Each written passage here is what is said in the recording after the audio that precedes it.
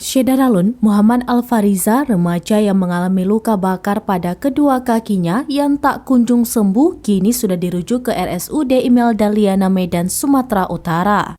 Sebelumnya pada Rabu 18 Januari 2023 lalu, Zulfadli Oyong, anggota DPRK Aceh Timur dari fraksi Partai Nasdem, menjenguk Muhammad Al-Fariza yang terbaring sakit dan menjalani pengobatan tradisional di rumahnya di Desa Bom Lama, Kecamatan Ranto Perlak, Aceh Timur.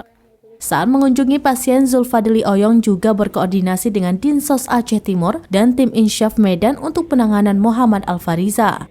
Selanjutnya pada Kamis 19 Januari 2023, tim Puskesmas Ranto Perlak mengunjungi kediaman pasien.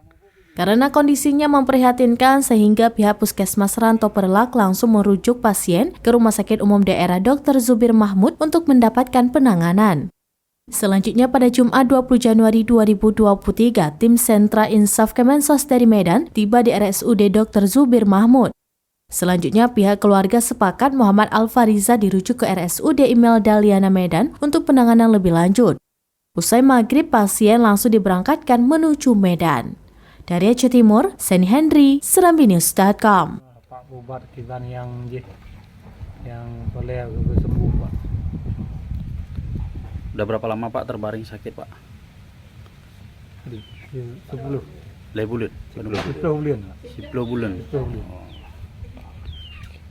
Hari ini kita mengunjungi ke sebuah desa di Desa Bom, Kecamatan Ranto Perlak, berkat dengan informasi daripada warga tentang anak kita di sini yang musibah kebakaran 10 bulan yang lalu. Hari ini kita berkunjung, sudah kita lihat langsung. Alhamdulillah saya sudah koordinasi dengan dinas sosial tadi. Besok akan hadir dari Balai Insaf Medan untuk mengambil sikap terhadap anak kita ini akan dirujuk kemana untuk biaya pengobatan dan lain-lain, sama-sama akan kita pikirkan bersama-sama. Oke Pak, terima kasih.